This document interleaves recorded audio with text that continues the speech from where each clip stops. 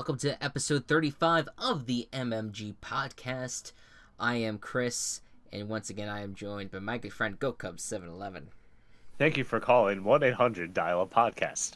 For advice, press 1. For lifestyle, press 2. For sports, press 3. For fantasy roleplay, press 4.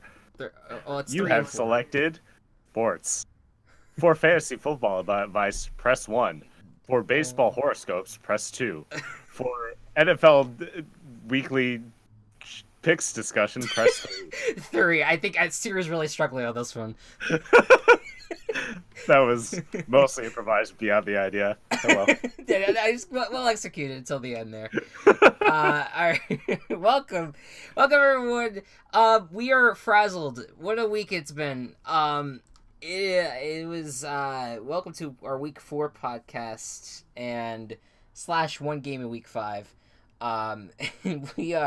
We got a lot to talk about. It was once again a week of utter mayhem, and to the point that a lot of storylines blew up in our faces, and we don't know what's happening in the league anymore, which is usually what happens after week 3, but it's great. Yeah, if it's great, and it's also like it's that all too familiar feeling of what happens every single year. So we're gonna. Well, by this point every single year, I am dumbfounded, and then we kind of find our groove at some point. We're like, okay, we kind of know what's happening, and then we don't. We still don't, and it happens throughout the rest of the year. And then I predict the NFC Super Bowl team right in week 9, and then we move on with our lives. Yeah, that's pretty spot on, actually. You've been, that is 2 years in a row that you've been pretty good. I am 2 years in a row, which is weird. Oh yeah, week 9. Get ready for that. That's gonna be halfway to week 9 right now. We'll do our Super Bowl predictions again. Yep. But we got some stuff to talk about before we get to the games last week, because bullshit happened again. Some bullshit just generally has been happening with the NFL as per usual. Yep. As not everything can be nice when it comes to this league. So let us just dip our toe right into it, and we'll talk about once again another week in which we're talking about the roughing the passer rule. So last week we didn't discuss it because the main reason I decided that was just kind of not add more time to the podcast that we already had, but it was also the fact that we had already discussed it the week before, but now it just seems like it's going to be a consistent issue. And there was problems obviously with Clay Matthews again. He's at the center of all this, with him normally sacking someone and getting flagged for it and following the rule as it says right now, but yet the refs are just like, no, flag, rein in the flags. And there was even some questionable calls during the Steelers-Bucks game as well that caused a lot of grief. So just right now, Mr. Go Cubs, I'm gonna go to you for a second. Your viewpoint. My question to you will be, when you see this stuff happen, or when you've seen like any like replays of this, because I'm sure it's popped up on your Twitter or whatever. Mm-hmm.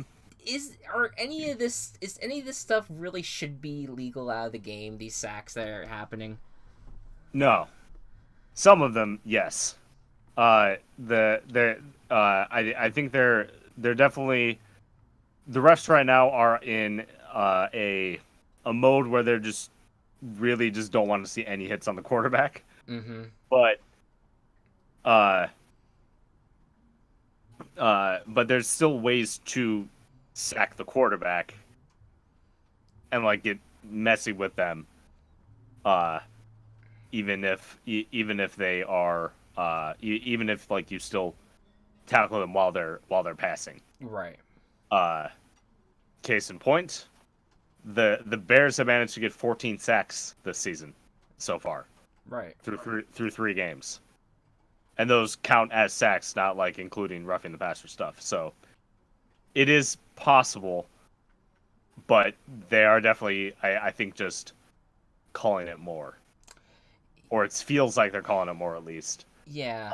Or at least more people have their attention drawn to it because there are refs in the booths now who are talking about the calls. Yeah, and to be honest with you, it's like I get it. I get why they want to implement this because it is really shitty when a quarterback goes down with an injury. Last year, not having Aaron Rodgers out there, hate him, love him, whatever, it sucked because he's a big part of the league. You expect him to be out there. You expect him to be an impact in games, and it was a shame. But what happened to him in that sack was not in a bad sack. It was a freak accident. It was Anthony Barr doing what any other football player would do to bring the guy down, and it might have seemed a little aggressive. The helmet might have gone into play there, but that would be where the danger is. It's not the body. It's the helmet. It's the helmet that you have to be careful about. But even with all that being said, that if there was any other hit that happened to Aaron Rodgers and he landed, that shoulder might have been ready to go at any point, and it just happened to be that hit that did it. So I don't understand why we needed to create more confusion and more annoyance with this sack rule just because. Just to protect Aaron Rodgers, who came back and won the game anyway. Exactly. Well, that was in week 1. That was with that was the legs. But still though, he is going. And again, it's important to protect the quarterbacks. It's gonna suck. We're gonna talk in a second about Jimmy Garoppolo. The Niners season is pretty much over now. You lose Jimmy Garoppolo, and who do you have? You have C.J. Beathard, who was not that hot last year. And now that storyline's complete. All those great storylines for the Niners is kind of gone. When that happens, it makes the league less fun to watch. And especially since that Niners team is going to be in primetime quite a few times without us being able to flex it out. Because they were expecting Jimmy Handsome to... Correct. So you have, and last year you had the Packers in primetime a lot with Brett Hundley. Like, come on, of course you're gonna have lower, and that's where it stems from. That's where it all stems from, is the fucking ratings. They're worried about the ratings, and they're worried about people giving up on football, but they don't account for the fact that by completely changing the game as we know it with the sack rule, that they're gonna lose ratings anyway. Putting flags on the quarterback, that might end up being what they end up doing in the future, but it is not going to make people happy, and it's going to cause a lot of controversy, and people are going to stop watching because they think that football is a very physical game, and it's meant to be. Now, look, we've stated very early on in this, back with our episode 1, which was not very early on, it was like 4 weeks ago, but feels like it. We talked about how we can't stand the people out there that are like, well, football, you need to make it as violent as humanly possible because it's a violent game. This is why we watch it, because it's violent. And like, no, fuck you, dude. Go away. You just stop. Like, look, the game is going in a direction that's making the game safer, but this is going too far. You want football to last a long time, right? Exactly, but this rule that they're implementing is going just a hair too far, because I think that you can land with the full body weight of your being onto a quarterback and them not get hurt. And the evidence is Kirk Cousins is still playing, Alex Smith is still playing, and whoever else, Ben Roethlisberger I think was the one that got sacked. He's okay. Like, all these guys, they're okay. They get up. They're fine. There are freaks accidents that cause these things to happen. And what's worse is that they're making it so that way the defenders, while trying not to sack that certain way, get injured. William Hayes is out for the year because he tried to not land on the quarterback and he tore his fucking ACL. Yeah. So you are now basically saying we don't give a shit about our defensive players. We care about the quarterback. The faces of the quarterback. The face of the team is more important than anyone else. You have running backs, receivers, tight ends, all these people in the offense that defenders can land their whole body weight on them, but when it's the quarterback, we can't do it, even though the quarterback's body can still be just the same as all those others people's bodies, like it's incredible to me. So I don't want to go on for too long here, but I'm very disappointed in the league, and I completely understand people's frustrations. I think everyone's frustrated with it. I have not heard a single person arguing in favor of these rules. And so I'm hoping that this gets changed, and I think that there were some signs of that happening today. Judy Battista, who is a very, very good reporter, I very much respect her, she came out today and said, quote, "I'm told this morning a number of members of the competition committee of the NFL are uncomfortable with the roughing the passer calls, particularly the Clay Matthews one from the Vikings game in week 2. Committee call next week, but members are unsure if anything will change this year." Which makes me think that the best thing that I can think of right now is that they have this conference call and they decide to not necessarily change the rule, because they won't be able to, or at least they're making it seem like it's not, but tell the refs, hey, maybe let's not put too much of an emphasis on this. Get Al Riveron, the guy who's in charge of all these refs, tell him, hey, let's lay off of these guys a little bit. Let's not be too aggressive with throwing these penalties. When you have judgment calls, lay on the side of not throwing the penalty. Like, just all you have to do is just tell the refs to be wary of this, and then things could be a lot better, and we can not have to worry about talking about this every single week. That at its core is what we can do, and I'm hoping that it gets there. Yeah. So let us move on here. As we mentioned in that piece, Jimmy Garoppolo is out for the year with a torn ACL. Man, it's so funny to me. Remember when he was the talk of the town? Yep. that storyline blew up kind of quickly, because of Patrick Mahomes, because of Ryan Fitzpatrick, all those guys became the spotlight. And he did not have some good games, but he played well enough where his job is certainly not at risk. He's been paid so much money. He only got injured 3 weeks in, but now, I'll go to you as someone who's like a fantasy guy. Are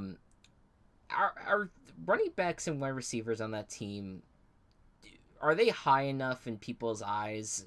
Because the fantasy numbers are very similar to real life, how people expect them to do in real life. Yeah. Do you see the Niners doing well with at least the weapons that they have, that CJ Beathard could still perform well? Perhaps. Like, after the first couple weeks, George Kittle was a very high topic of discussion. Yeah. Like, he started doing really well, especially as a tight end. Running backs, Breida obviously was one of the league leaders in rushing for a bit. Yeah. Oh, yeah. That's true. Still be. Yeah. So he looked like he tore his ACL in that game, and then he came back. So thank God that he's back for now. Yeah. So that's a thing. I don't. It's hard to say right now. Their receivers weren't doing too much, fantasy wise. Marquise Goodwin wasn't as good as I think people were expecting. And beyond that, it was just like a lucky break here and there. So it wasn't their team's going to be about the same, I feel, fantasy wise, with the exception of maybe George Kittle hurting a bit. Yeah, and I think CJ Beathard, again, he came in last year, after the team kind of gave up on Brian Hoyer, traded him, and then got Jimmy Garoppolo back. And he came in and he had, I know the one game that he played pretty good and not amazing, but he played well against the Giants last year.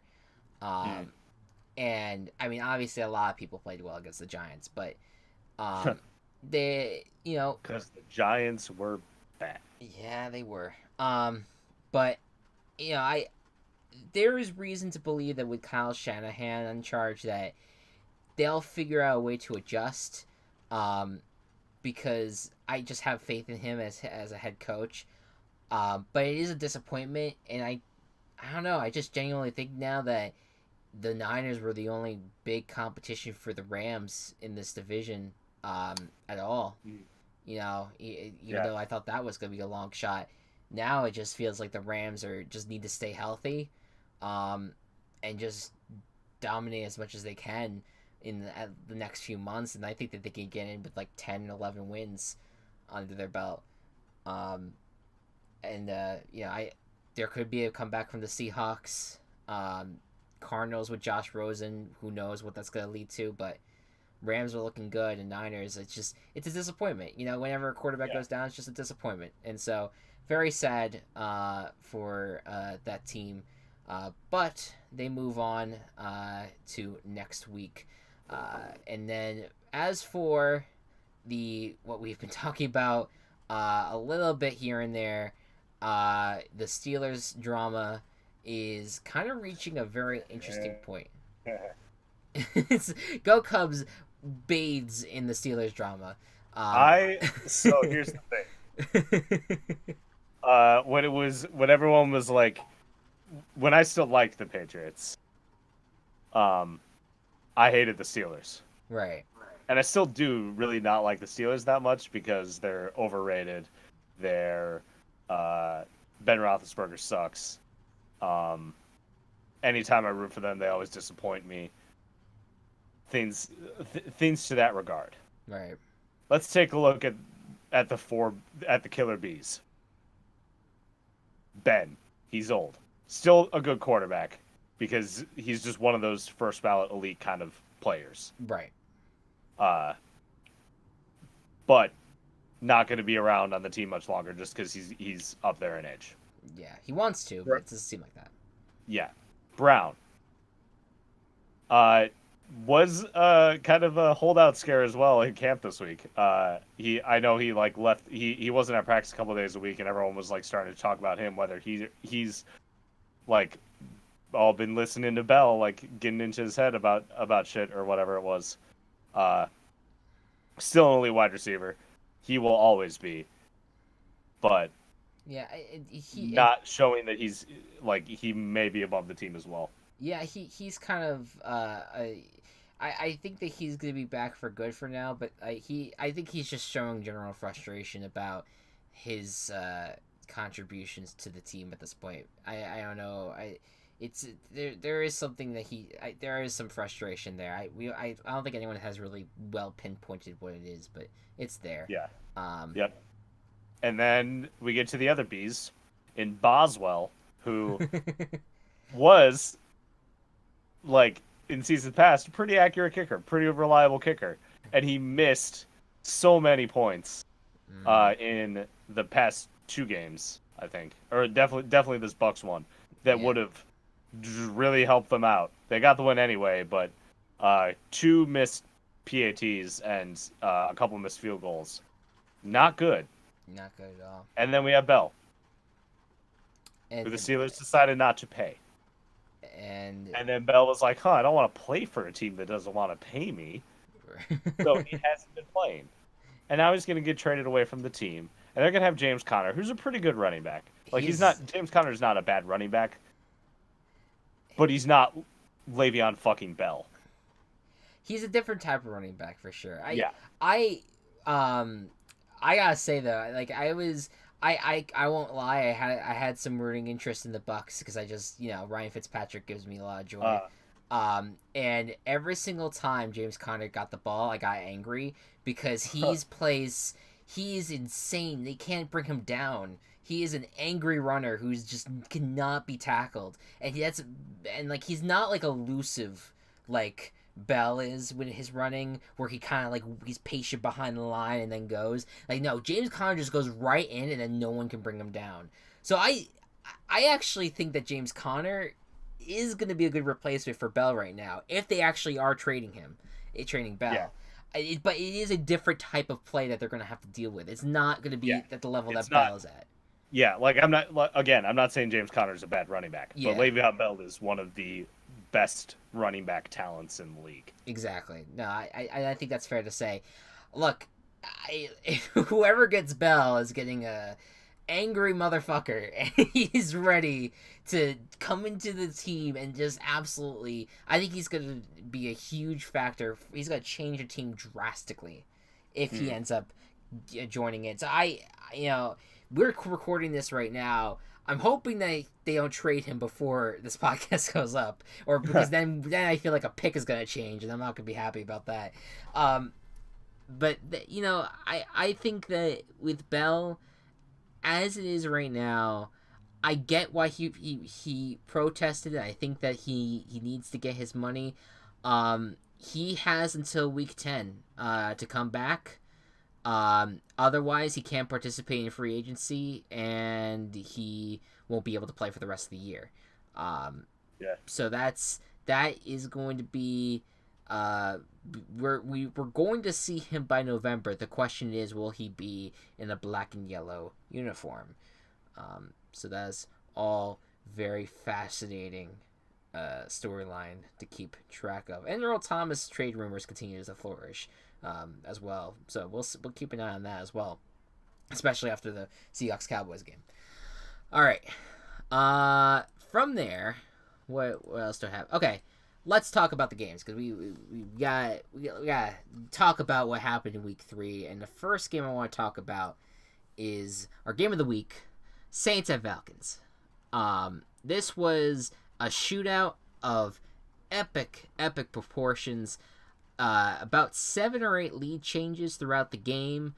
No one could stop anyone, it felt like.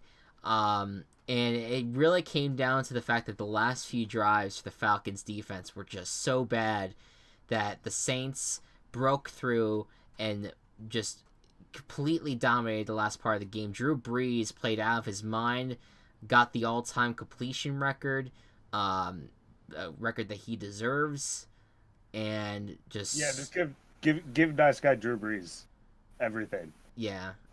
I want him to be the most successful. He's got a Super Bowl, so we're not worried about that. Yeah. I've always loved Drew Brees, and I think that he should be on his way to breaking more records than that, and he might keep some of them. I mean, Brady's gonna be right on his tail, because that's right now where we're at right now. Brady's kind of like chasing Brees in a lot of these records. I see Brady passing him in a few areas, but Brees will get to have a few records under his belt, and he's gonna get to hold on to them for a very long time. And he's no doubt a first ballot Hall of Famer, and he deserves to be in New Orleans and continue exceeding those records for at least a few more years. What do we think about the Falcons at this point?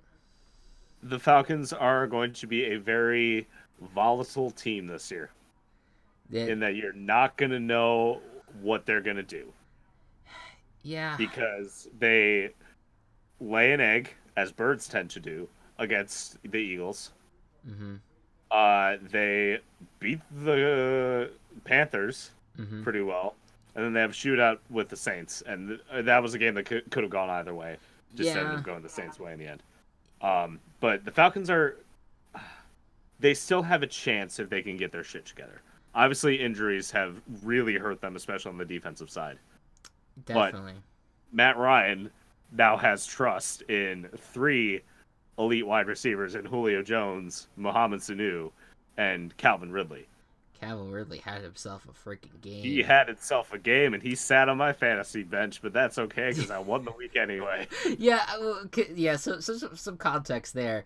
We I was going back and forth between adding Tyler Boyd or Calvin Ridley because I couldn't play Josh Gordon this week because, he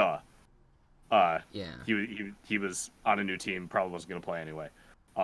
So I was like, okay, Calvin Ridley or Tyler Boyd. Because Calvin Ridley had a pretty good week last week, so I was like, okay, I can trust him. Right. And Chris said, play Tyler Boyd because he's the number 2. And Tyler Boyd scored 22 fantasy points, which is pretty good.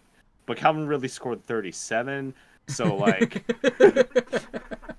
Like an absurd amount, like unreal. Yeah, I made this tweet, but like, fantasy football is amazing because obviously you shouldn't have started DeAndre Hopkins and Allen Robinson. No. Tyler Boyd and Calvin Ridley is where the money's at.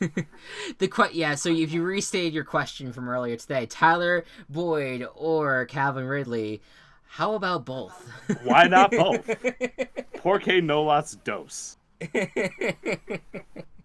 Right. So like I loved I was panicking when that was happening, by the way. I was like, oh no. Yeah. Oh no, go Cubs! I'm so sorry. I'm glad I helped calm you down by saying it's okay. Boyd was fine. Yeah, Boyd was above average. Like, yeah, had a really good week. Yeah, it's fine. Yeah, no, I was happy to hear that because I didn't see a ton of Boyd on red zone, but I saw a ton of Ridley because he kept on scoring the touchdowns. Yeah. But yeah, I am. The Falcons have still a very dynamic offense, and that's something to at least have some solace in. The defense is concerning, and the injuries are concerning. Dan Quinn, he's a defensive guy. He was the one that helped build was at least a big part of the Seahawks defensive dynasty that was in the early 2000s there. And I do think that he will come back and have a defense that's going to be formidable in the coming weeks, even though they're going to be without a lot of good defensive players. Because I just think the way that he schemes, he plans, he's able to really do that with whatever talent that he has. But the Falcons' defense is going to be concerning to me going forward. I don't know how much I could trust them in terms of picking, but they are going to be a very good offense in that they could trust. The Saints, I am still worried about their defense. Nothing has changed on that front. They're still they're not getting pressure. Like, their defense hasn't changed that much since last year, has it? It really, the talent wise, no, it really hasn't. Which is really strange. Like their defense, people expected it to be loud this year. Right. What I'm thinking is that we are 3 weeks in, and for some reason the Saints defense usually ends up struggling early. So I'm going to guess that in the next few weeks we may see the Saints defense going to their dominant form. But right now they're just in a tough spot on that side of the ball. But they got the win. They're going to get Mark Ingram back soon. Not this week, but in the coming weeks with Alvin Kamara playing very well. He's been kind of quiet this year, but he's played well regardless. And Michael Thomas just continues to have these fucking insane days that no one keeps on. His shtick is that no one's talking about him, and every single time someone praises him, he shushes them on Twitter. But he's really playing out of his mind, and so that's really what's keeping the offense going. Cameron Meredith made a little bit of an impact on the team as well, and Ben Watson as well was in the mix. So they got a good offensive grouping there. Just both teams got defensive worries, more so with the Falcons at this point. But we'll see how that goes from there. Very fun game. Went to overtime. Very worried about ties. Did not happen this week. Thank God. Next up. Okay, so this is a weird week. All right. I would usually have this as my Team Chaos, but instead it was a blowout, and so it was our biggest blowout of the week, and it was the Buffalo Bills over the Vikings. Yeah. The worst team in the AFC, at least we thought, against one of the best teams in the NFC.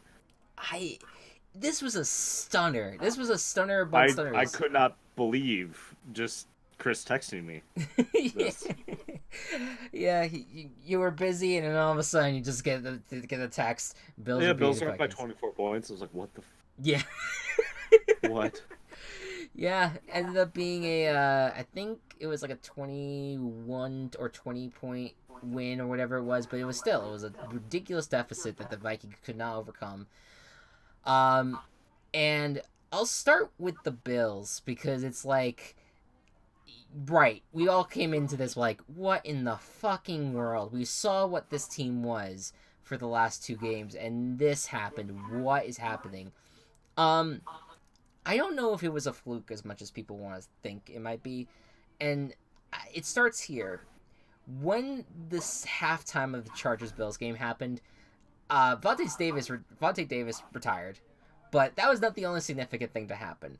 Sean McDermott decided to take over the defensive play calling for the team, and then in the second half, they held the Chargers to not a lot of points. They did not score, and then the Bills began to rally, and that score appeared closer than you would initially expected, that 31-20 game. Despite them losing, they started playing really well in the second half, and things started turning around. Then we get to this game, which I'm thinking, all right, well, that was like one half of a game. You don't expect that to carry over to week 3 against the Vikings. Against the Vikings. Of all teams, right.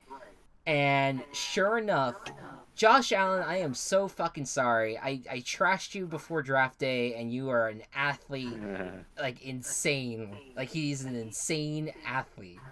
And he played out of his mind on that day. The weapons around him were not even that great, but they played well. Chris Ivory played very well, in particular, for some reason. Even that, and that was without LaShawn McCoy there. But LaShawn McCoy did not play in this game, and the Bills still won. And then you had like guys like Trent Murphy and Tremaine Edmonds and Jerry Hughes and all these guys that you don't even know on the defense, absolutely shutting down. And you had Tre'Davious White completely shutting down Stephon Diggs. You know, Adam Thielen was out of the question. Kirk Cousins was having such a rough day. The running game was not going anywhere. Granted, that was without Dalvin Cook. But this was a really bad game for the Minnesota Vikings, and I don't know if it was a fluke on either side, because I think the Bills are starting to see the light, starting to see the talent that they actually have, while the Vikings are starting to see some of what we thought was certain kind of fall apart. Their offensive line had a really bad game, and I think we'll have even a worse game on Thursday. There's not looking good on the injury front with that game. Yeah. Dalvin Cook not being there was a huge factor, but even then, nothing could get done with the running game. Again, like, Latavius Murray is not a bad running back. Right. And he's one of the better backups in the league, and could like, honestly, like, do committee. Right. And it was just utterly impossible to run the ball. Yeah. And yeah, you had your wide receiver shut down. Everson Griffen's having a lot of trouble off the field. We don't really know what's happening with him, but he's having some mental health issues, and obviously we're concerned for his well-being. But they definitely missed him on Sunday as well, because the dominance was not there. They started to get better in the second half, but it was a concern. So I don't know, man. It is a weird start to the year, and this was I think a great example of this, because maybe we were wrong about both of these teams, potentially. I mean, again, we'll see this week how, you know, if these teams can kind of continue that, if the Vikings can rebound, or if the Bills kind of rescind, because sometimes that just happens. There's just a weird game in the middle of the year, but man, the Bills just kind of had this carryover momentum that the Vikings just could not hold back. I cannot even believe that I'm even saying the Bills over the Vikings. It's just incredible. Yeah. It's incredible. And for all we know, the Bills might beat the next two opponents that we'd never expect them to beat. And you know what else? The Bills even started the week by posting a social media graphic of them traveling to Wisconsin. It's a miracle they even made it to the game. That's right. I forgot about that. That's good to bring that back up. That was incredible. I don't even know what the media people are doing, but they know how bad the Bills were looking prior to this win, and then they pulled that shit. It's like you're just handing all of this onto a platter for us to eat and laugh at you guys. It was rough. It's just wild. It's a wild week. Next up, though, while the Bills were in itself a very much a team chaos, I did want to include on its own a team chaos, and that was the Detroit Lions, who, after starting winless everything kind of seems like hopeless with this team, they turned things around against the Patriots. And they handled the Patriots. Pretty much. Yeah. The first Kerryon Johnson. Yeah, I want to talk about him. Yeah, go ahead. I'll give it to you. Go ahead. Is a star. Yeah. The Lions need to not be stupid. LeGarrette Blount and Theo Riddick are not the answers. Kerryon Johnson was the Lions' first 100-yard rusher since Reggie Bush in 2013. Reggie Bush, who hasn't been in the league in 3 years. Yes. It's been 5 years since the Lions have had a 100-yard rusher in a game. And it was Kerryon Johnson. The Lions and Jim Bob fucking Cooter need to play Kerryon Johnson over the other running backs. Switch it up when you need to, but Kerryon Johnson needs to be your primary. Especially for fantasy purposes. Get Kerryon Johnson. Oh, Kerryon Johnson's definitely already drafted, thanks to Jason Moore of the Fantasy Footballers. Hyping him up. Yeah, no, they were... awesome. Yeah, Kerryon Johnson was a hype darling in the preseason, and then kind of went quiet in the first 2 weeks. So everyone was just like, "Well, see, you're wrong. It's just another example. Well, preseason doesn't mean first 100-yard rusher in 2013. Like, and then he finally comes to light. Yeah, I mean, the Lions, look, Matt Patricia, you could say like, oh, he knows the Patriots, so they're gonna beat them. But look. Matthew Stafford once again comes in as a guy that you don't know how to read, but he just always seems like he's up there with the guys that are playing well, and then he did in this game. And the weapons certainly were a factor. Kenny Galladay is once again another hype darling as well. Kenny G, he's running those smooth routes. The smooth routes. He's doing very well. And of course with Golden Tate and Marvin Jones, so it's like you still have a really good group there. And then the defense did what it had to do. I'm not even that high on this defense, but it worked. And the Patriots, man, I don't know. This is the first time they lost 2 in a row since 2015, but this is the first time that they've lost by double digits in both of those games since like 2002. That's insane. There's also a wild stat that I like retweeted and then unretweeted because the game wasn't over and I didn't want to like jinx it. But there was something about Tom Brady. Oh, it was like the Patriots have never been 1-2 when Tom Brady has started all 3 games ever. Yeah. This is the first time that they've have a losing record in a while. Yeah. But that's not like 0-1, Right. But yeah, I mean, there's some drama that's happening with the Patriots because there's another book that came out that was about Belichick, and that was, that the coaching staff does not think as highly about Tom Brady as the ownership does. They feel like Tom Brady is a system quarterback in that they were the ones that made Tom Brady, and not the Tom Brady by himself was special. That was kind of the TB12 diet. Well, you know what, Chris? What's that? Look at a dash in the middle of Tom Brady's uniform. Okay. You get their record. I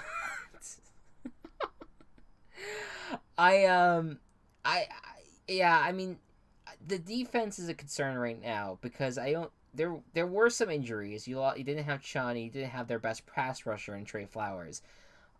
If those guys come back, the defense does get better. But even with Trey Flowers, you were still having a really rough time against offenses. You let Blake Bortles have his way with you, with Chung and Flowers there. So the defense, there is concerns, and there is concerns that are going to be consistent throughout the year.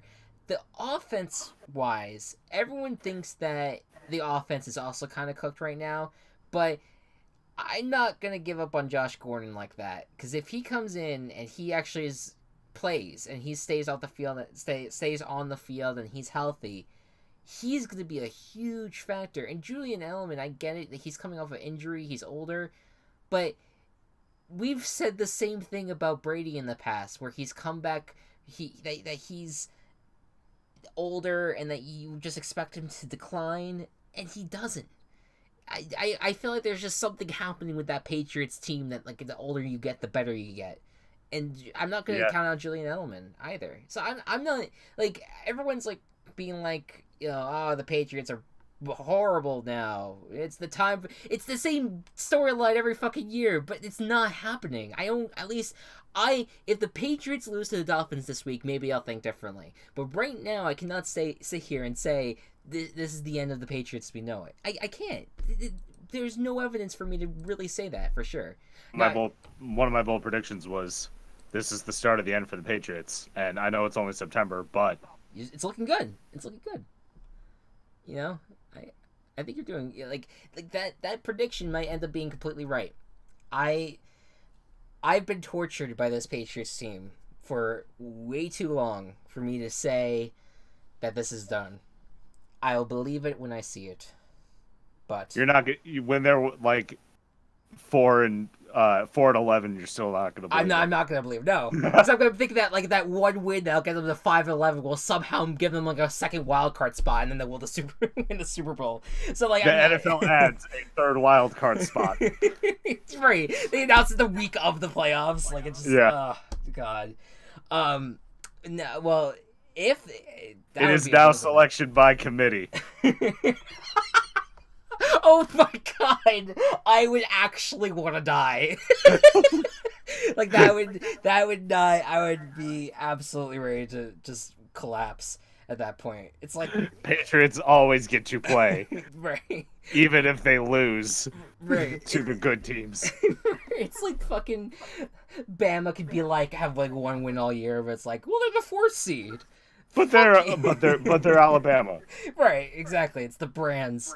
Anyways, college football gripes. Oh, those are coming. Once college football gets really good down the stretch, I'm gonna be ranting about college football. I can't wait. Anyways, Patriots are good right now. Lions might be looking at a turnaround, but we'll see. I'm gonna hold off on that as well. But what I think this game, we'll see if this was really a turning point for either of these franchises in the future.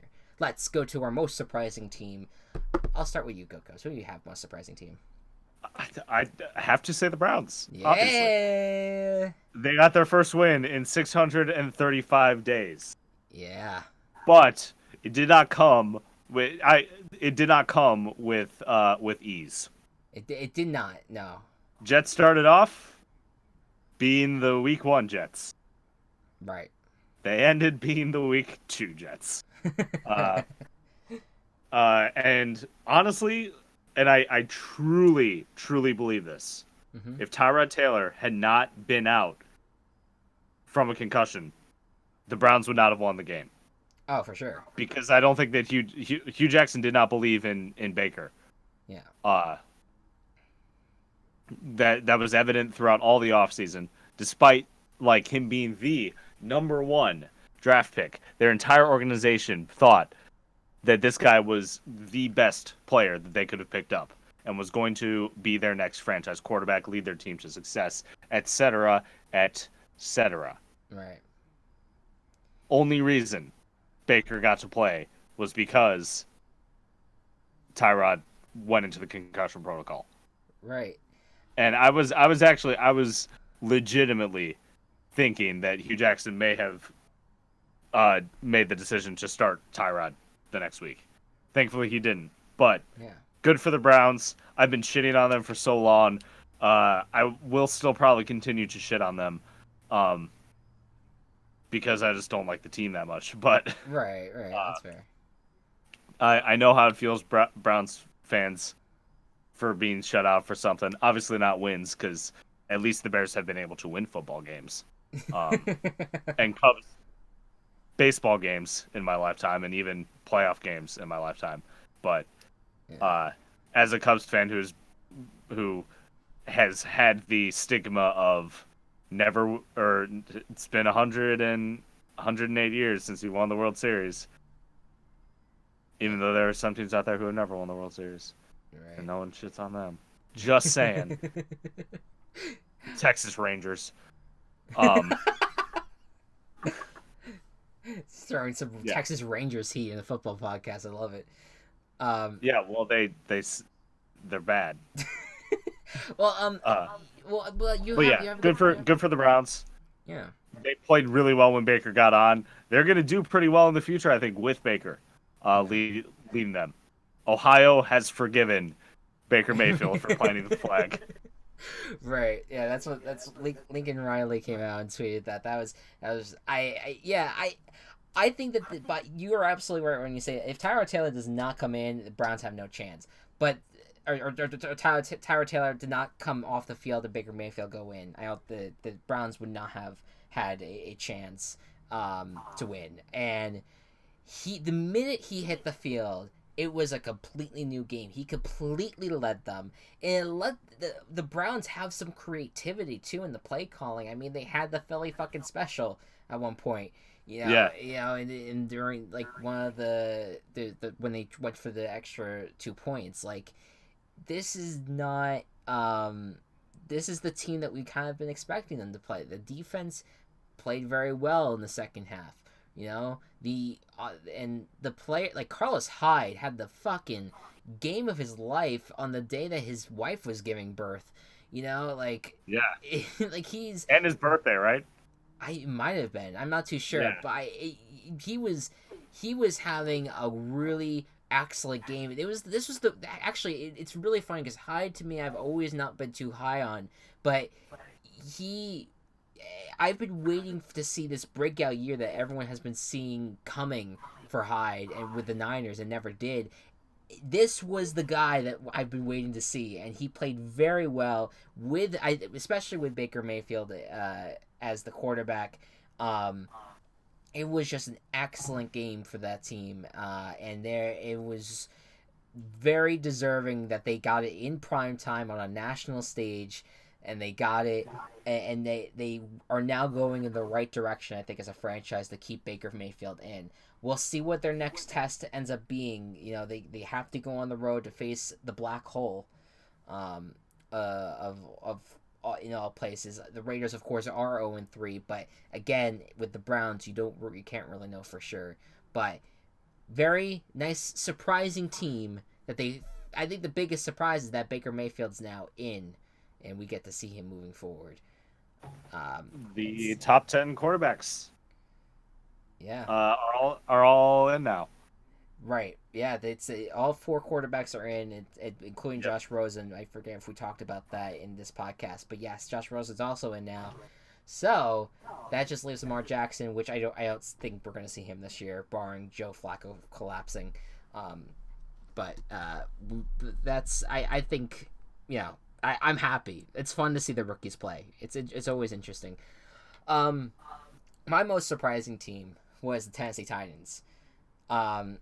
It was not a good game for the Jacksonville Jaguars, but this Titans team has proven that their defense is playing very well, doing a very good job at shutting basically all parts of this offense down. And by the way, Leonard Fournette did come back this week. I'm telling you said it right that it was kind of like they have this weird undefeated vibe. The Jaguars play better without Fournette. Yeah, and dumb. It's weird because he's not even that bad of a player, but it's just that they're. I don't know. I think that it comes down to like the predictability of the plays. Like people are like, they keep on saying that the Jaguars are more predictable in what they're gonna do with Fournette on the field. So. I don't even know. I don't really know how that correlates, but that's what people keep on saying. I think that the Titans, though, deserve at least a little bit of respect, especially Mike Vrabel, who I was not very high on coming into the season. He's done a great job with coaching the team. The play calling has been excellent. He knows when to call his shots, and he does a very good job at it. The biggest concern for this team is I don't know what their quarterback situation is right now because Marcus Mariota, he came into the game after Blaine Gabbert, had a concussion, but Mariota could barely grasp the football. because of just some problem with his nerves. It's like there is some weird shit happening on that front. So in that part I'm a little concerned. But hey, they once again beat the Jaguars. It's the Achilles heel of that team. The next time these two teams meet is on Thursday Night Football. So I'm very fascinated to see how that goes when they face each other. That is a must-win game for Jacksonville, most likely, when that comes around. But the Titans, the Titans, they're starting to get frisky. They're starting to get like on my nice radar again, but we'll see. Most disappointing team. You could go ahead with your most disappointing. Well, so I use the word disappointing lightly here, because in actuality, I was very joy filled at the end result of this game. Mm. But the Green Bay Packers should not have lost. Let me find the score. They should have lost by 2 scores, I think. They should not have lost 31-17 to Washington. You have Aaron Rodgers. Yeah. But do you have anyone else? It's the question that's always being asked of this Packers team, and usually they're able to overcome it. But right now, with Aaron Rodgers injured, they're not. Yeah. Like, I'm not just saying this as a salty Bears fan, but man, they really must have wanted to just not let the Bears beat them, because who knows if that just made Aaron Rodgers worse. Well, I'm coming back to that game. I mean, I think the injury is concerned. He is playing well still, but it's a lot of it's the weapons. The guys are not doing a good job. I think their best wide receiver right now is Geronimo Allison, if I gotta be honest. Which is awesome. But also, like, Devonta Adams was touted as being so great coming into the season. Yeah, he's not having a good start. Not having a great start. Geronimo Allison is starting to come up. Cobb has his moments. He's having a rough game. Aaron Jones just got back, so their backfield is going to be really crowded and shitty right now. Jamal Williams wasn't even that good to start out. So yeah. You even had like Lance Kendricks, who's like right now the second tight end on the team. He dropped a ball, like quite a few balls that could have easily been caught and easily helped them out, and he kept on failing them on that front. Jimmy Graham, Jimmy Graham's not having a terrible start to the season, but he's been quiet overall. Especially compared to how he was with Russell Wilson last year. Right, and even with the Saints before that too. Like he usually is at least a big name on those teams. When he's around, it's just right now it's not happening. And then you have the defense. They lose Muhammad Wilkerson now to an Achilles injury, a really bad, or not Achilles, ankle injury, a really bad ankle injury for the season. You lost David House to a season-ending injury. This is. And of course, then you have the Clay Matthews sack drama, so he cannot even play. Clay Matthews is banned from the NFL at this point. But no, yeah, I'm with you. It's just the Packers are just, even with Rodgers, it's just not a good team, right now. And when he played the way that he did against the Bears, it was a phenomenal, phenomenal thing, but I think a lot of that was because it was Aaron Rodgers. The team played well because of him, but that was really him carrying the load. But the last few weeks, even against the Vikings, where they played well out of the gate, something just happened where everyone's just getting shut down from there on out. It's bad. It's hard for me to be high on them. What about the Reds? What was your opinion about the Skins? I don't have much on them. Just because they're going back and forth. They beat the Cardinals, like they mangled the Cardinals, right? And then they lost to the Colts, right? Which is questionable. And then they beat the Green Bay Packers. Yeah. So I don't know what it's grade A Alex Smith going on. He's infected the team with his brand of playing for a long time without anyone knowing if he's good or not. It's a good point, and it's also Adrian Peterson's playing really well. You know, he's also a big impact on the team. So, like that in the defensive pressure that the Redskins are bringing has been really good this year too. So, I think that this. I'll be honest with you. I'm very high. I'm getting higher on the Colts by the second. They played very close against the Eagles, and they're doing really well. So what if it was just that Redskins and Colts are just two good teams, and the Colts just got the best of them? You know, we won't know those answers until later in the year, but I'm not gonna sit here and say that's crazy. And the Redskins they might just be a really good team, and the Packers just could not beat. Now, we'll really see what this Packers team is this week. But you know, right now I would be I'm concerned about the Packers big time. I think that there's a lot of reasons to be concerned, but I'll give credit to Redskins where they deserve it. I gotta talk about the Houston Texans. You lose to the Giants. Okay, let's move on. Okay. The thing about the Texans is Deshaun Watson was not great to start the game, played well near the end of the game, wasn't enough, but the offensive line just gave way to the Giants. And Eli Manning had his best game that he had in a long time against this Texans team, and mostly because the secondary, minus Tyrann Mathieu, is utter garbage. And J.J. Watt, with 3 sacks, he's played well. He played really well in the game, and they still lose. It's really dumbfounding to me what is happening with this Texans. And this was a team that's supposed to be making their way to the playoffs potentially. Could have been the third AFC South team, you know, to make the playoffs if we want to throw the Titans and Jaguars in there as the potential playoff teams. But now it's like, now they're a big disappointment, and this was a like high ceiling, low floor team. I think that's what you've been saying. And they're hitting the floor big time. They are on the floor and just enjoying whatever juices are on the floor with them, because they're in rough shape, despite the talent that's on this team. They could get better, they could win at some point, but right now it's bad. So anything to add on that front with the Texans? Not really.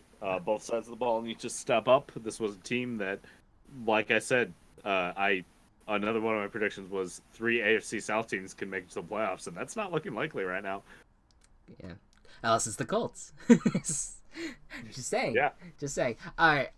But no, yeah, I'm completely with you. It's a disappointment. And the AFC South, I think generally has been interesting to start out. I'm not too sure how I feel. I think the Jaguars should win the division. I'm hoping they should, but we'll see. I think the way that things are going to play out, I think the AFC South games are going to be kind of like topsy-turvy. It's how they're going to play outside of the division that we'll see how good they are. So let us move on to our picks. All right, my good friend Go Cubs, you are kicking my ass now. You are at 500 again, 23-23. Oh yeah. And you, while you did not get your guarantee correct, you did get your team chaos with the Ravens, and so it balances out. Say that one more time. So it balances out. It balances out. You're at 0 right now. Your qualifier, so you're sitting at 0 points. Hell yeah! But that's not. But compared to me, and you went 8-8 in your picks as well. So all around 500. As for me, really bad week. And I went 6-10 with the picks. Am now a game back from Go Cubs, 22-24.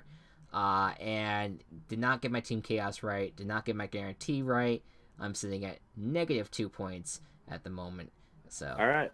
not good. Also, quick update before we get into the picks on our team picks. Currently, Go Cubs, you have yet to get a Broncos, Rams, Raiders, Seahawks, or Niners pick incorrect. Okay. As for me, I've yet to get the Cardinals, Broncos, Rams, 49ers, and Browns pick wrong. So those are on the line. Say it one more time. You have more teams than me, I gather. 1, 2, 3, 4, 5. No, I think it's the same. 5 and 5. Yeah, I think it's 5-5 in terms of undefeated. Okay, we'll see how long this lasts. Do you want to know who you have not gotten any right? I would. You have not gotten any Packers games, Texans games, Jets games, Buccaneers games, Titans games, or Redskins games right. Okay. I have not gotten any Packers. Well, Packers tied. Well, I'm not counting the ties because it's okay. The picks are not in there. But it's the 2 games that were not ties. You didn't get it right.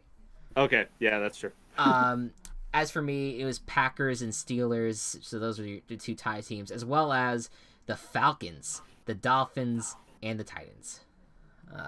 All of which some repeats in there from across our picks, but it's some interesting names in the group that we all need to get better at. We'll see how long those streaks last. We'll keep track as we go along. All right, picks time. Let's do this. Interesting week ahead. And it starts out with one of the games of the year, potentially, between the Minnesota Vikings and the Los Angeles Rams. Many people view this as an NFC Championship rematch. Of course, we saw what happened to the Vikings on Sunday. Not great. The Rams continued their dominance, but they are also going to be without Marcus Peters and Aqib Talib, their 2 stud quarterbacks, for a little bit. They will be out for at least, it seems like, the next few games. But we will see how that all goes. Go Cubs, who do you think is going to win this game? This is hard, but the Rams, I feel like their defense was so stacked that even losing those 2, they're still going to be okay. And their offense just has such good synergy on all aspects, at least from what I've seen and what I can tell from them this season. Mm-hmm. Meanwhile, the Vikings still I feel a good team. Mm-hmm. Maybe just didn't have it together against the Bills last week. Yeah. Still think we'll be successful this season, but in this case, I'm going to go with the Rams. Yeah, I'm going with the Rams. I mean, I'm not sitting here gonna say that the Vikings are doomed. I'm sure they can turn it around, but last week's Sunday's showing was not good. And also, they only have a little bit of time between that game and this game, where they have to go on the road to Los Angeles to face the Vikings, potentially without Everson Griffin, maybe without Dalvin Cook. It's gonna be a rough game. I'm with the Rams as well. On that front. Next up, the Jets are coming off a loss against the Browns. It's been a while since we've been able to say that. And they will be taking on the Jaguars, who are coming off a loss against the Titans. Both teams looking to rebound. Who's going to be the ones on top? I think that the Jaguars are going to rebound pretty well rebound better than the Jets are. I'm going to go with the Jaguars this one. Hopefully help them get back on top in the division. Yeah, I'm with you. Jaguars. I would be very stunned if the Jets end up beating them. But the last time that these teams played, it came down to the final seconds. I believe it was the Jets that actually ended up kicking the field goal in overtime to win it. Could happen again, but I think the Jaguars have learned their lessons. Plus, it's in Jacksonville this time. I'm feeling good about picking the Jaguars in this one. Good. So, good. Don't pick Jets. Duval. Next up, the Eagles going to Tennessee to face the Tennessee Titans. 2-2-1 teams. A little intriguing with a tough Titans defense going up against the return of Carson Wentz in his second week back. What do you think is going to happen in this one? The second week back for Carson Wentz, gonna give them a little more synergy. I know they're not doing the greatest on the injury front, especially with the weapons that Carson Wentz has. Is Alshon Jeffrey back? Good question. I'm not entirely sure, but Ajayi is back, and so is Darren Sproles, two very important pet weapons. Ajayi and Sproles are back, so he has those running backs. Eagles defense, I don't think has been too terrible this season. No. Am I correct? No, they're doing well. They're good as always. Yeah. Tennessee's offense not great. Not what we expected. Yeah. And they're not gonna have. I don't think they're gonna have a fun time against this Eagles defense. Ballsy for me to say this, but I'm gonna guarantee the Eagles this week. Oh, I like it. That's what you gotta do. You gotta gamble a little bit. I like it. I think that's. I think you're going to be good this week, because I'm picking the Eagles as well. I just think the Eagles are a more complete team at this point. Again, all credit to the Titans, but right now it's hard for me to really get on board with them. If they beat the Eagles, though, I might have changed my mind. But Carson Wentz being back and their running game being back especially, I think will be a big part of them winning. So I'm with you on that front. Next up, the Texans will be going to Indianapolis to take on the Colts in the first of two divisional games between these two teams. Deshaun Watson looking to get that first win of the year still. Andrew Luck coming off a pretty nice game against the Eagles, but obviously not enough for them to win. What do you think is going to happen in this game? Sorry, say those team names again. Texans and Colts. Okay. Discord's been cutting out all podcasts, but I think it's okay now. Okay. So yeah, two teams that haven't had the greatest start, and I wish the best for both of them. I'm gonna say that the Texans get their first win this week, and since they technically have a worse record, there's no, I can't team chaos anything else, so I have to do this one.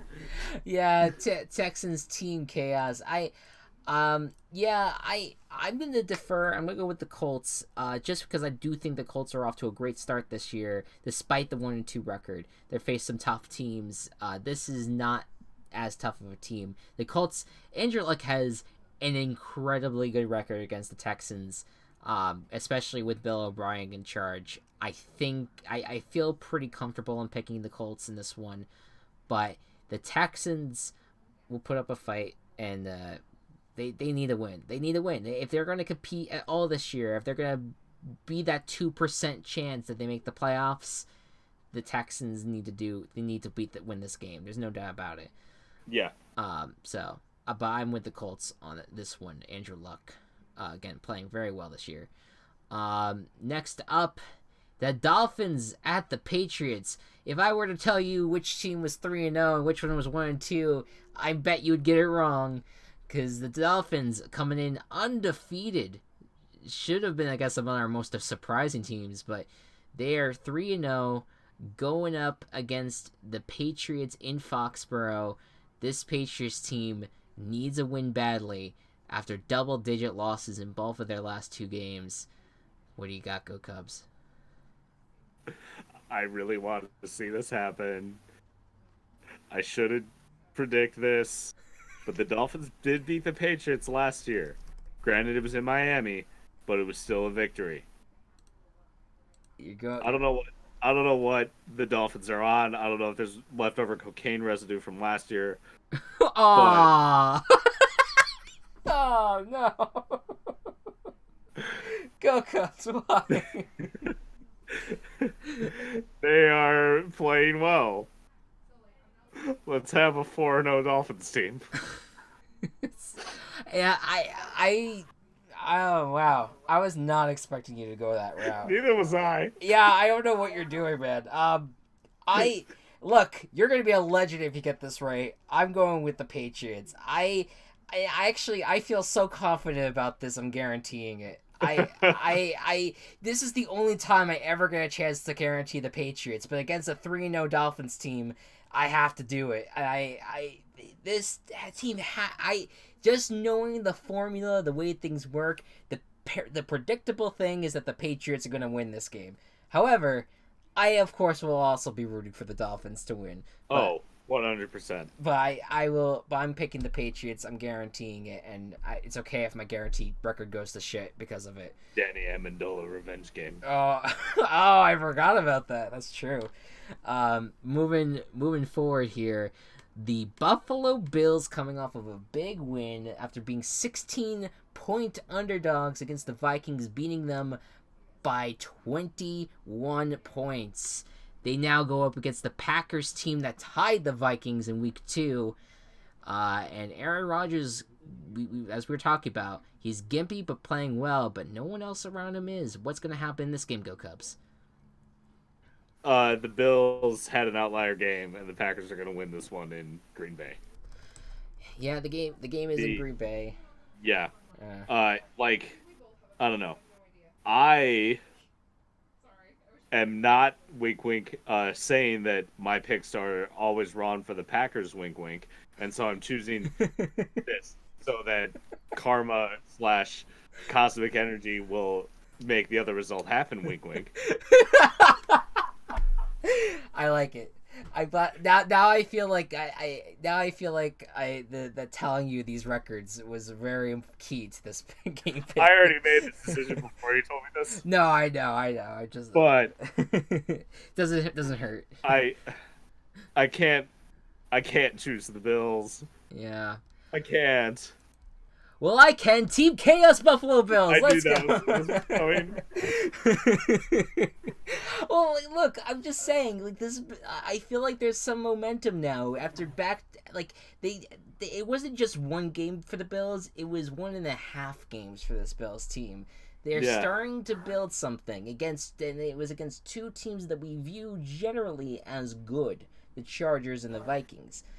Against the Packers team that there's not a lot of talent, a lot of good happening with this team. I know it's Aaron Rodgers and he'll probably kick their ass, but I'm riding this Bills train a little bit now. After shitting on them for 2 weeks, I'm riding the Bills. Team Chaos. Let's do it. All right. Next up, the Cincinnati Bengals will be heading to Atlanta to take on the Falcons. The Bengals got their first loss of the season against the Panthers in this last week. Not because of their offense. It seemed more that their defense kind of gave up some points on the board. But the Falcons, of course, as we've been talking about, their defense has not been playing very well either. Their offense is hot. Could be a shootout in Atlanta. What do you think, Go Cubs? This was probably the hardest one for me to pick this week. And if anyone is going to be a tie, it's going to be this one. Don't predict the ties. I'm not predicting a tie. That would be ludicrous. But this is a shtick that's going to keep on happening now. Yes. I would also like to point out that after week 3, every team with a tie is 1-1-1. That's true. Very true. So, I don't know. I'm feeling Bengals on this one. Just because I feel like even with the Carolina loss, they're on kind of like a hot streak to start the year that wasn't forecasted. Mm-hmm. So I'm gonna go with Cincinnati. Yeah, I got it. It's tough because I really want the Falcons to succeed as well. But the Bengals have been playing hot. I think they lost to a good team against the Panthers. And the Falcons, the defense... Which you said would be the team that would be below the Buccaneers in the final NFC South standings. Do not keep pounding. Go on. No, I deserve to be called out on that. The Panthers are good. And the Falcons might be the last place team. Who knows? Or the Bucks. I mean, the Bucks could fall apart as well. But the Bengals, I'm thinking that the Bengals are going to do it in this game.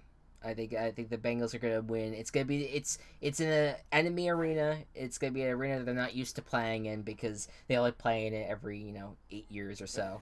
4 years. Well, I guess it switches home and away, doesn't it? Yeah. So 8 years. 8 years. But so unless they meet in the Super Bowl, Bengals winning playoff games. That's a funny joke. Go on. Wow. All right. Well, with those shots fired, we're both going with the Bengals. There you go. Moving forward here, the Chicago Bears. Ooh, sneaky good game this week. The Bears going to be hosting the Tampa Bay Buccaneers in this one. The Bucks coming off of a loss that they did not look good in the first half, but then turned it on in the second half. Ryan Fitzpatrick, first quarterback in NFL history among all the greats, among anyone who could possibly have had this, that have 400 yards in every single game. For 3 straight games to start the year. 3 weeks in a row, specifically. Yeah, 3 weeks in a row. That's incredible. And now they face a tough Bears defense. What do you think, Go Cubs? Yeah, this was another one that was really hard for me to pick. Start of the year, I was like, all right, Bears got this one, no question. This is going to be one of our stepping stones to the playoffs. And then weeks 1 and 2 happened. Yeah. And the Fitzmagic started raining down on us all. And then week 3 happened, and okay, and then the second half of week 3, I was like, oh, okay. This is amazing analysis. Continue. But you know exactly what I'm talking about. The feeling, which I get makes it good. Yeah. You got Ryan Fitzpatrick, who is the strangest quarterback to rank right now. Well, we don't even know if Fitzpatrick's going to start. They could have won with Winston because they haven't announced that yet. I would say it's Fitzpatrick because I hope it's Fitzpatrick for the Buccaneers. I hope it's Winston for the Bears' sake. It's because if Winston starts, if Winston starts, the Bears will 100% win. I'll tell you why it's Fitzpatrick. It's because next week is a bye for them. They're gonna want to keep the momentum that they've had going with Fitzpatrick the first 3 weeks and continue into the 4th week, at least so that way they have the bye to decide which quarterback they're gonna go with. I would feel confident in saying that Fitzpatrick is gonna start. Yeah, in which case he throws 400 yards against the Bears defense. But I don't know. I don't know if that's gonna happen. He has a lot of weapons, Fitzpatrick does. Yes. And he's a better quarterback than Mitch Trubisky right now, who has not fully developed that we have hoped, that I have hoped. Right. Mitch will get there. Because at the start, the Bears start games so fucking well. Maybe not against Arizona, but right. You know what I mean. But the Bears have shown the ability to both get ahead and stay ahead and come from behind. Granted, it was against Arizona, but you know what I mean. Yes.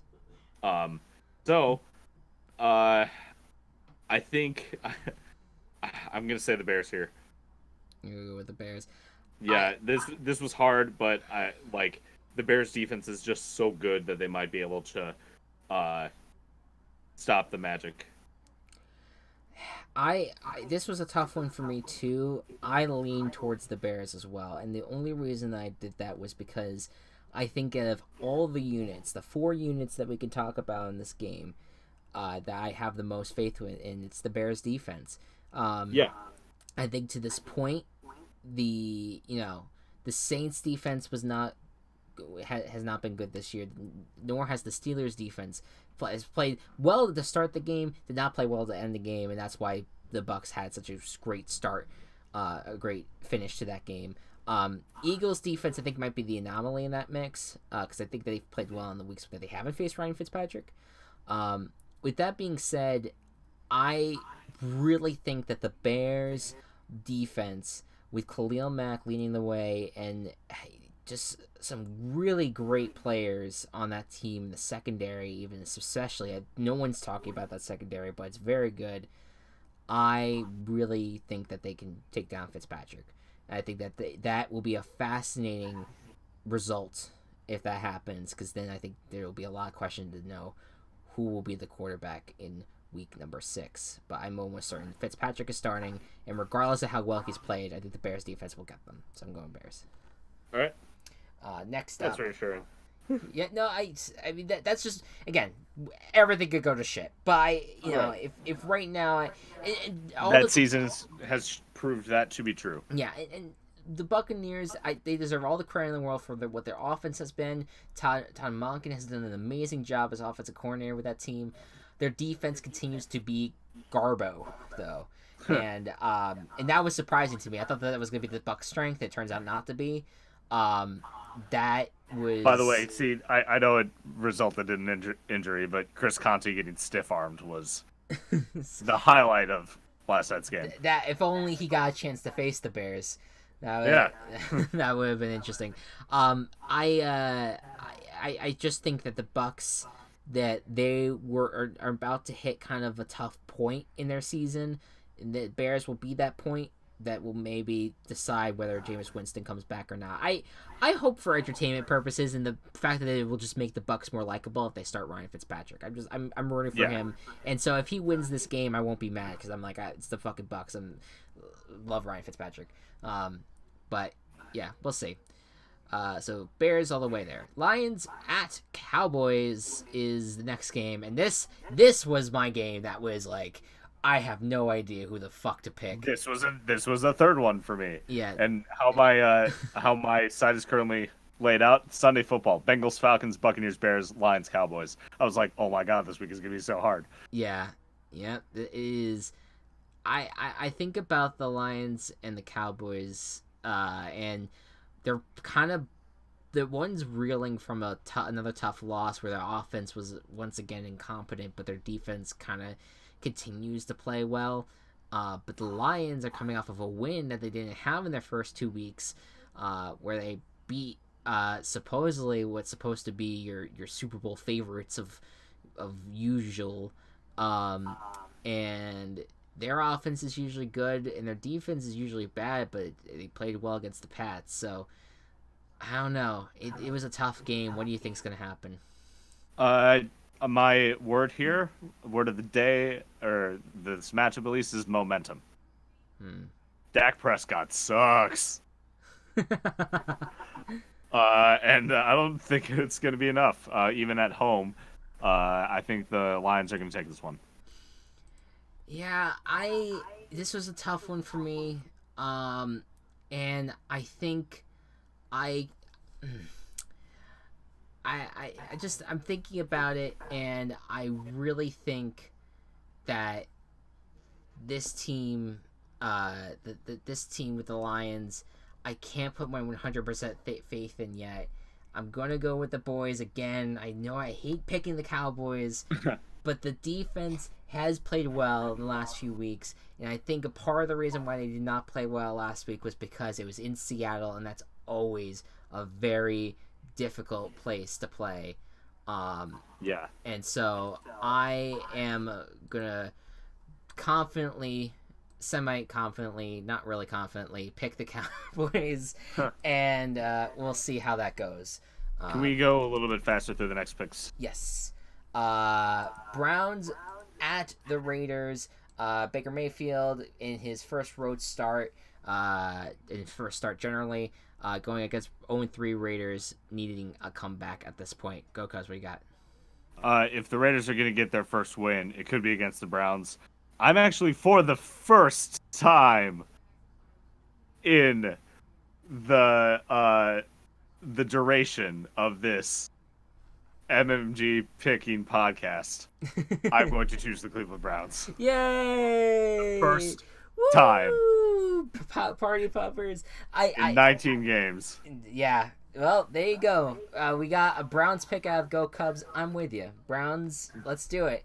First Browns sweep of the picks. Shit on the Raiders. And now the Raiders are going to win. Let's move on. The Seahawks at the Cardinals.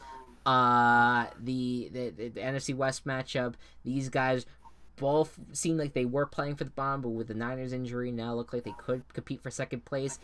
Could they even compete for the Rams? What do you got for this game?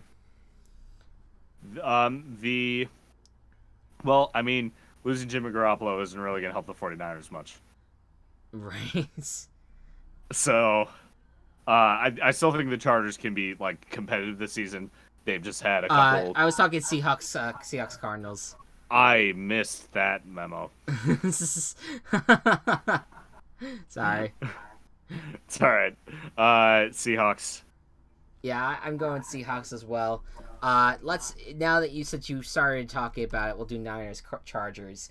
Yes. What do you think's gonna happen in this game?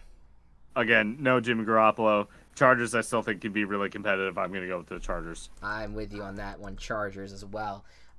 Next up, the Saints will be going to MetLife Stadium to take on the New York Giants. Both teams coming off a win. What do you got, Go Cubs? Oh, you poor Giants fans. So that's a Saints pick. Yes. Yeah, I'm with the Saints.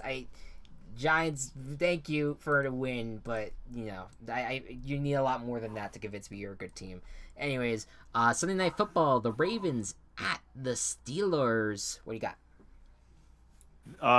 This is one of my favorite rivalries to watch. Always will be, even if I'm not a Steelers fan. Yeah. They're just always really good, really fun games to watch. Absolutely. I'm gonna go with the Ravens. I'm feeling Ravens too on this one. I think the Steelers, especially the way that they played in the second half, still concerns me, big time. I think the Ravens will have their way with them. I think they're a good team, so I'm going with them. And last but not least, on Monday Night Football, the Chiefs at the Broncos. Big boy AFC West matchup. Going to be a good game. Patrick Mahomes against a pretty decent defense. What do you got in this game? I'm slightly rethinking this, but I think I'm gonna go with my original gut, mostly because it's just the safer one. I'm gonna go with Mahomes, the gunslinger.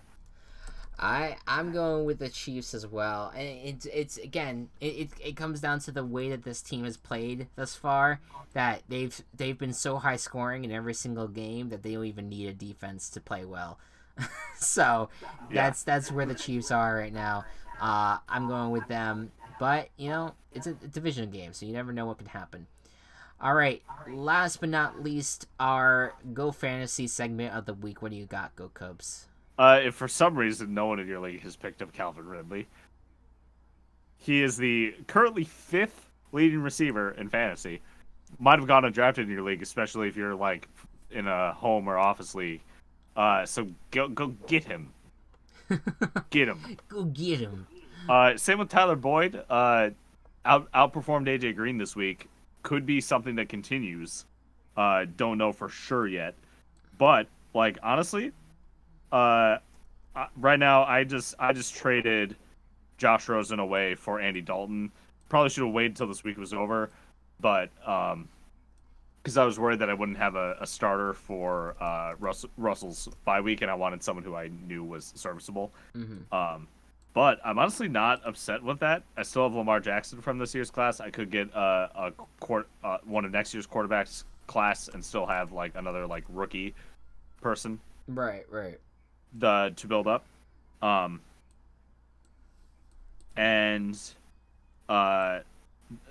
The Bengals are like actually a good team this year, and I'm really happy about that. Boyd is really stepping up, which I'm excited personally. So I may even play Dalton this week against the Falcons versus Wilson against the Cardinals. I'm not sure yet. But just because like I know I think the Seahawks have a better chance of winning the game, but I think the Bengals have a better chance of scoring more, especially against the Cardinals secondary. Right. So I'll lament that through the week, but we'll see what happens. Yeah, it sounds good. Definitely Calvin Ridley and Tyler Boyd looking like some of your best fantasy picks this year. Yeah, which is weird because I have DeAndre Hopkins, Allen Robinson, and Josh Gordon. Yeah, there you go. Yeah, I mean, fantasy football is dumb. I love it. Recommend everyone play it. Also going back to the picks, we got four disagrees again. Last time you went 3-1 against me last week. So we'll see if that continues. I'm getting right. Hey, listen, I won last year. I concede. I will concede no matter how this ends up playing out. I know. I'm just chiding you for the sake of it. Yeah. All right. Well, that's it. Thank you all so much for enjoying yet another podcast with us. We'll be back. Oh yeah. So this podcast is gonna be late this week. Next week, it will be. Oh. That actually reminds us. I'm sorry, we're gonna have to quickly pick one more game because next week the podcast is gonna be gonna go out on Sunday, most likely, of week 5, and we will not be here, or at least I will not be here for the pick of the Thursday night football game. So let's just quickly say who do we think is gonna win in week 5? So it's Patriots Colts, correct? Yeah, Colts at Patriots. I have to pick the safe one. I'm not. Well, I did just pick the Dolphins to beat the Patriots, but the Dolphins have kind of proven themselves more than the Colts have at this point. I don't know. I'm gonna go with Patriots. Yeah, I haven't looked ahead. I'm not locking that. No, I wouldn't guarantee anything at this or Team Chaos. Not we get rid of the guarantee. Everything is chaos. Yeah, no, we cannot. The team. We cannot guarantee a game that's like a week out right now. But I gotta go with the Patriots just because it's at their home turf, and while I do have more confidence in the Colts than the Dolphins, that's a hot take at this point. The Patriots, I think, will take care of both opponents, and they'll be a nice, comfortable 3-2 back in the mix. So there you go. That's our extra pick, and then we'll be back on Sunday. Hopefully, I mean we'll see how our schedules line up, but we'll be back that Sunday, October 7th, for our Week 5 predictions. With that being said. Thank you all so much for watching. Go Cubs. Thank you for calling Dial-Up Podcast. We hope you all enjoyed this phone call. You will be paid $100 on your phone bill. You're paying them $100? Oh, you pay us. I'm sorry. Chris, we need to rethink our business model. Shit. I mistyped. No. Oh, fuck. We gotta figure this out. Bye.